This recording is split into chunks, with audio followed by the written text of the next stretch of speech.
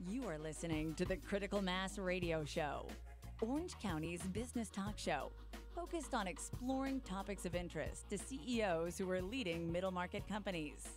With your host, Richard Franzi.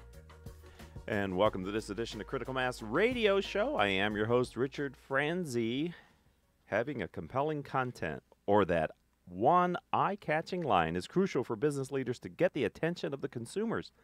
Mitchell Levy at AHaThat and his team make it easy for corporations to easily create that aha moment. I've asked him to join us today to share how he is guiding and helping experts turn into recognized thought leaders. Mitchell, welcome to Critical Mass Radio Show. No, it's great to be here. I like the attention I've gotten so far, and you've done a nice job prepping. Okay, well, Thank you. My pleasure. We're very professional here at Critical Mass Radio Show and Podcast. Let's get started by asking you to share an interesting story from your professional path to where you are today. God, there's so many. Trying to figure out which one to choose. I think it's all about lessons learned and what you do. Last time I worked for a corporation was 1997, and I was running the e-commerce component of some microsystem supply chain. And what was interesting then is I'm in Silicon Valley, been here for 30 years, and this thing called the internet was coming around, and I was the guy going to CEOs and VP operations saying, you know, there's this new technology, and it's going to change the way we streamline operations, and we'll be able to get things done quicker and talk directly with our customers, both B2B and B2C, and it's going to transform everything. And I've had many people say no. That's not going to happen, and it is fun to see where they are today. For me, I ran 4 conferences. I created 70 courses at universities, and I think the thing that was most fascinating to me was watching the trend. I created a university program at San Jose State. We took in and sold over 4,700 courses. It was, I think we generated over $2 million of revenue. And it was fun to watch the classes, the class size, and the audience change as the adoption of the internet. This was starting in 99, 2000, 2001, and watching what happened. And I think I'll close with a very interesting story. And by the way, it's fun to teach the same course and watch the same course be taught when there are 50 people in the room, and then 35, and then 20, and then 15. And the interaction is dramatically different. But let me close with one last story, and that is, so during those days, I was getting paid a large sum of money for speaking and consulting, and which was very phenomenal. And then one day, the dot-bomb came. And the dot-bomb was overnight. I was affectionately known as Mr. E-commerce, and overnight, that part of my business went to zero. And so the lesson learned from me, there's two. One, you should never put all your eggs in one basket. So I had another business going. I had a CEO networking group, which we were making, I think it was $40,000 a year as I was generating on that for me, and then my partners had money as well. And that was a small amount of money one day, and then all of a sudden it was like, oh, let's build that. So that was one lesson. Right.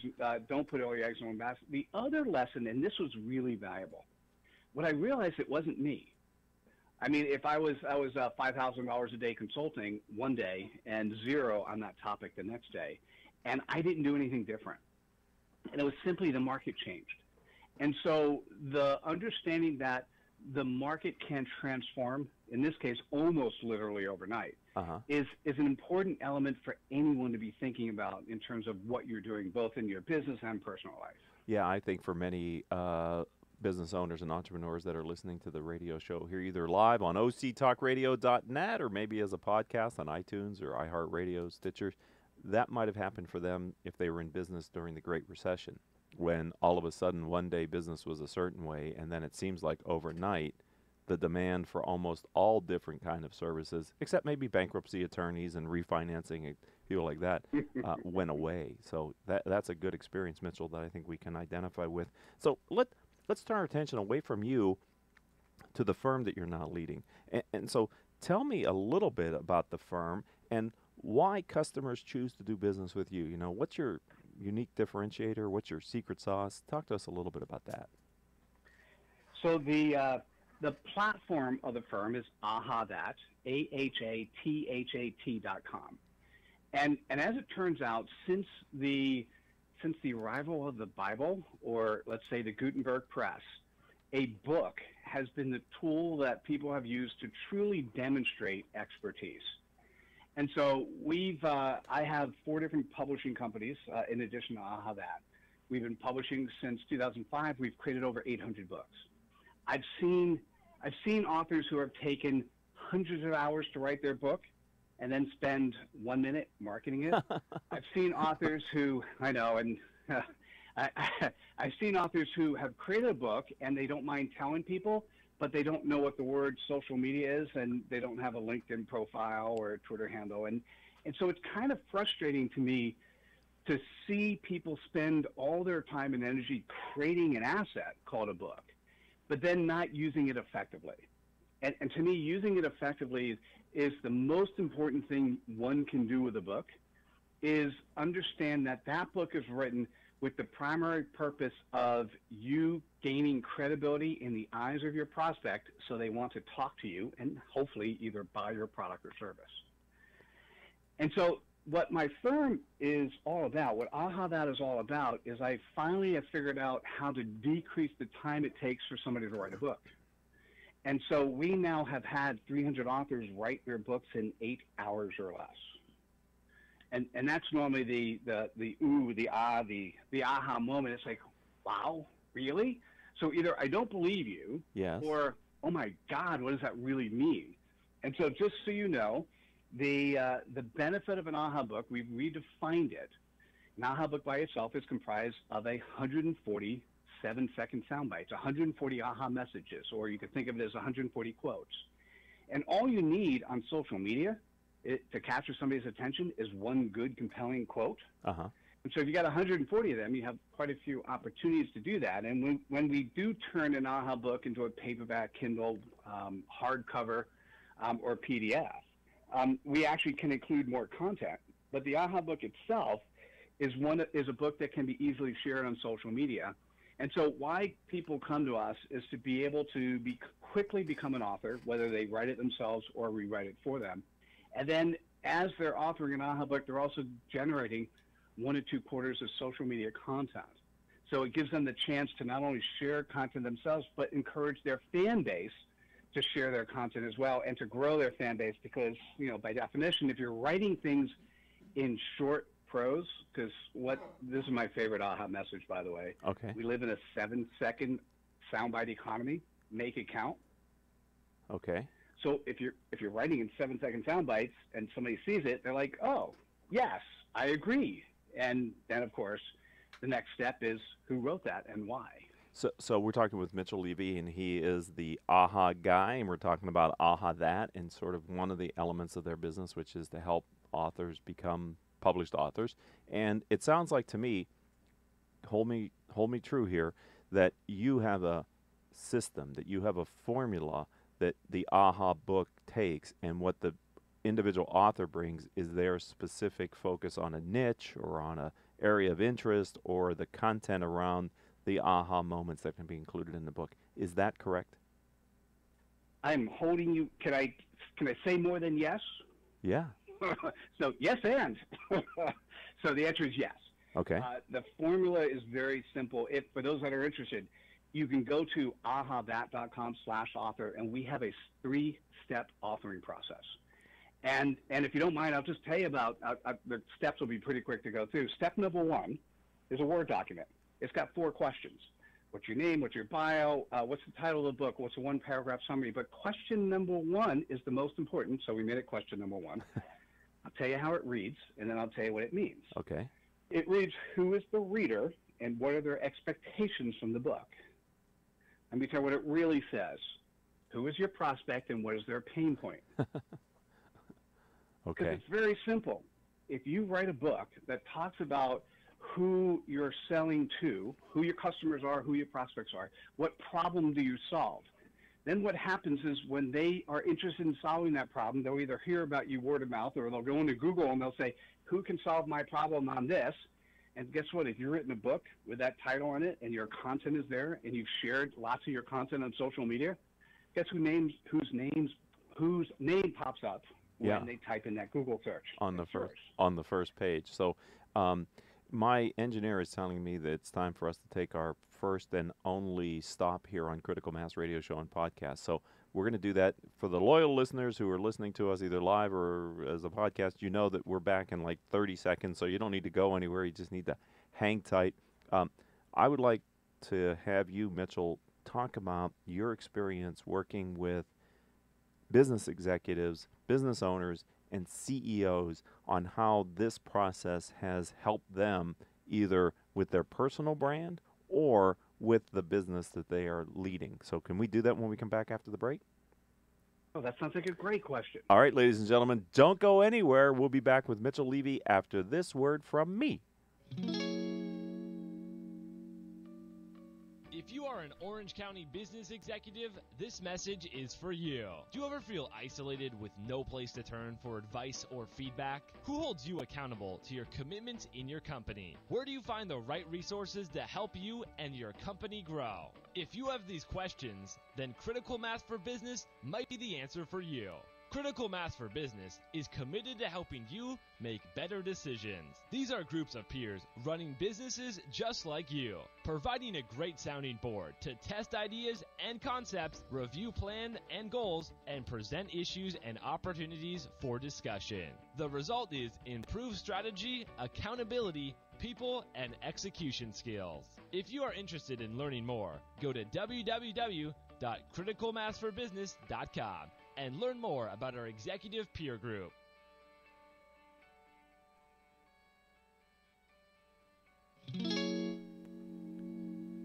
Welcome back to this edition of Critical Mass Radio Show and Podcast. I am your host, Richard Franzi. All of our shows can be heard anytime.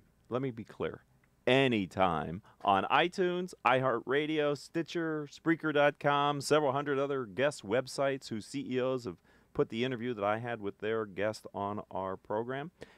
Since, we started in 2009, we've reached hundreds of thousands of listeners through the live stream here on octalkradio.net, the live Facebook Live feed, which if you're watching us today on Facebook Live or in the future, the gentleman that's sitting here in the studio is, there he goes, Alec Enrico. He is participating with us. He is actually a student at a local university who is doing deep research on new media, and he asked to come to OC Talk Radio, so we have him here during our show. Simply type in Critical Mass Radio Show in your favorite podcasting software to find our weekly shows. All right, we're talking with Mitchell Levy. He is the AHA guy. We're talking about the AHA moment and his firm AHaThat. Before the break, you recall that we were talking about the system that he has honed and crafted to help people become authors using their model. But I asked him specifically before the break, I want to know business leaders, CEOs of middle market companies. That's my audience across the country. Many of them feel like maybe they have a book to write. How do you help? Tell me stories or a story about how you helped someone like them become a published author. Oh, by the way, it's such a great question, and it reminded me. Let me give you my 3-second pitch, and I'll give you the answer. We are now. This is a Swami gave this to me. I am a people publisher who empowers thought leaders to share their genius. Sounds kind of cool, right? Yeah, it's like an elevator pitch. And the interesting part is we all have genius. We all have expertise inside of us. And particularly the target market you go after, that CEO, that executive, there's two things I should mention. One, we need to get a book on the marketplace from that person, period. Because the customer community needs to hear and see that person, see that personality. We don't buy as a business. We don't buy from nameless, faceless companies anymore. We buy from individuals. And so that leads into the second point is not just the CEO needs to do the book, but there should be many other experts at the company who also get their brand out. Whether it's through blogging or video casting or books, other people need to get their brand out as well. So let me give you the go-to-market strategy that makes sense. We do have a 8-step process. I'm sorry, a 3-step process that takes 8 hours. I got my numbers backwards. That said, it is hard for a CEO to find 8 hours. Even in a long period of time, finding 8 hours to sit down and write is not so easy. So the go-to-market strategy is we can do a 2-hour interview focused on the topic we discussed before, and that is who are the prospects, what are their pain points.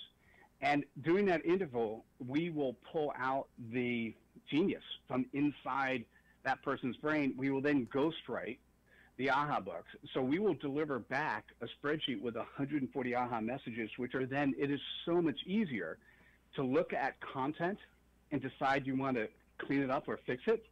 And typically, our CEOs have spent as little as 0 time. We have a CEO now who's just, they look at what we do and they say, go, to somebody who spent about an hour cleaning up data. But spending an hour cleaning up something that's written is so much quicker and efficient than spending 8 hours writing it yourself. So that's our go-to-market strategy with that group. And by the way, what happens a lot is, you know, when you're a good interviewer and you're asking good questions, what happens on the other side, it encourages the person who's answering to think about the world in a different way.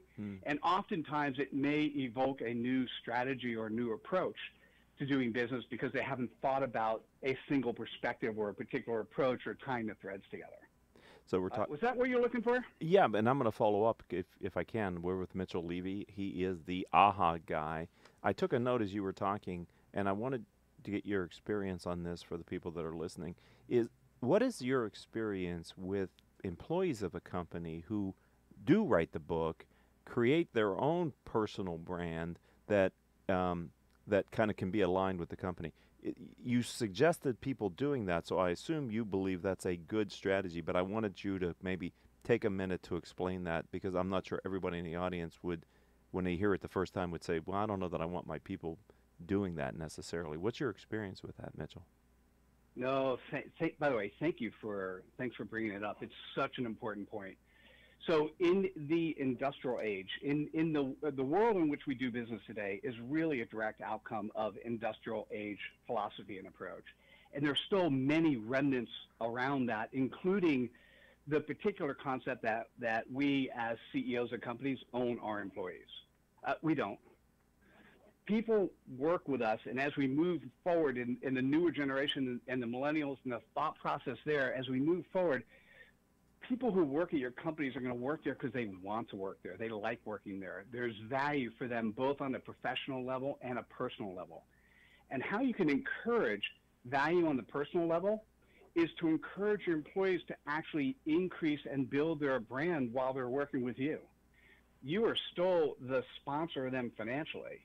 If you could be the sponsor of them in other ways as well, getting their brand out, getting them to do more things, guess what also happens in addition to them liking your firm more and talking about you positively versus negatively when they're not in the office? They also are going to talk positively about you to their friends, to their family, in their networks, when they're conferencing, when they're talking online on social. And what will happen is when happy employees start talking about who they are and what they do, their community is going to want to know who they are. And so what's happening is you're helping to create incremental salespeople and marketing people for your company by doing nothing more than helping your employees be better humans or better people or what they do. And so they're happier, they want to hang out with you, and they're bringing more clients to you. It really is a win-win. And unfortunately, there are still many. How about we just say the CEOs who I talked to back in the dot-com days that weren't ready to say that the internet was going to change everything.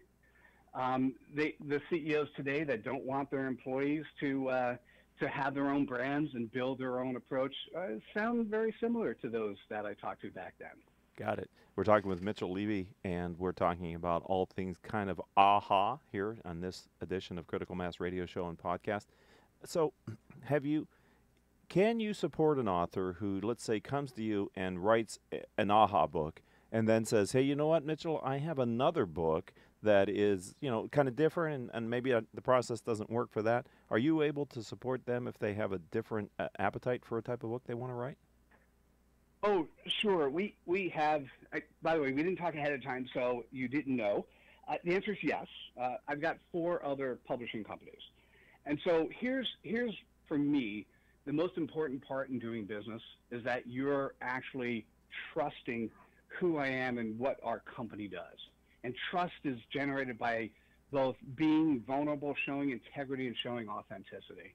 And so if the answer is no, we can't do it, or we're not a good fit, then I'll recommend somebody else who can. If the answer is yes, and many times it is, so we do traditional books. Our largest book is probably 350 pages long. We actually publish for, if you know the company Synopsys, $1.5 billion EDA firm, we publish all of their books.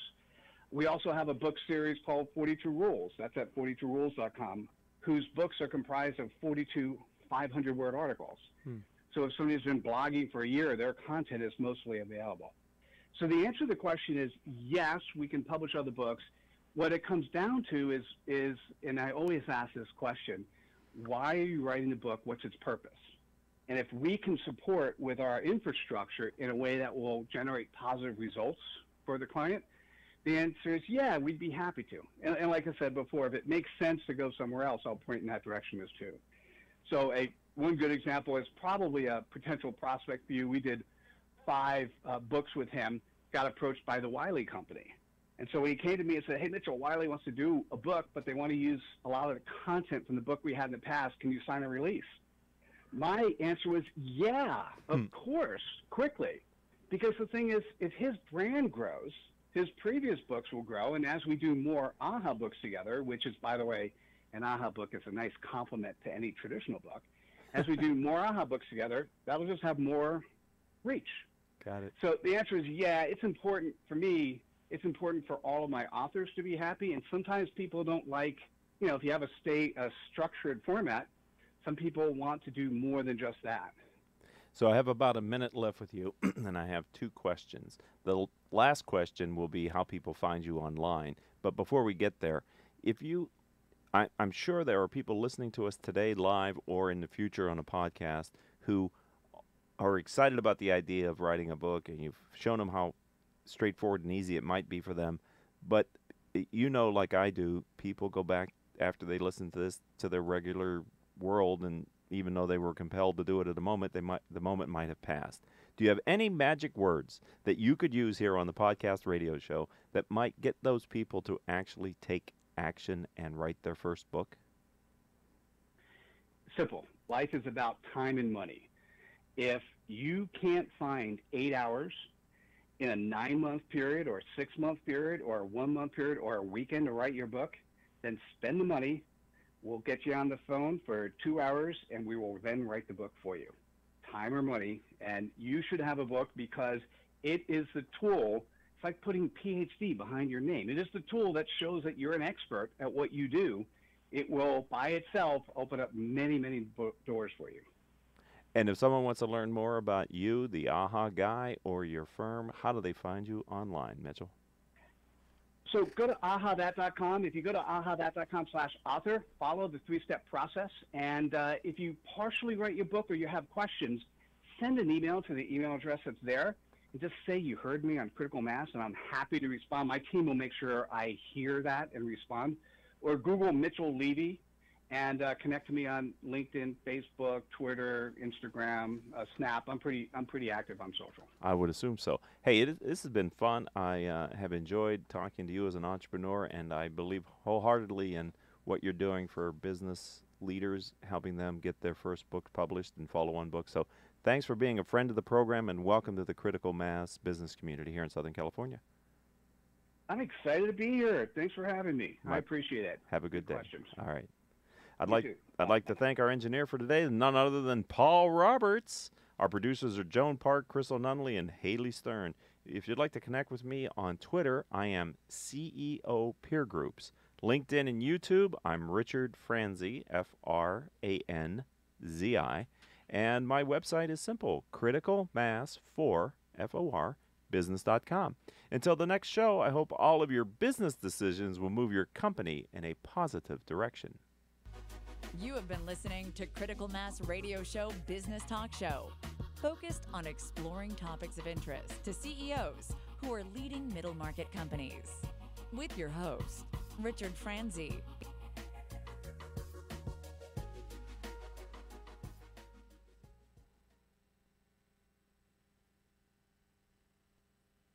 Imagine what it would feel like to lose everything. Your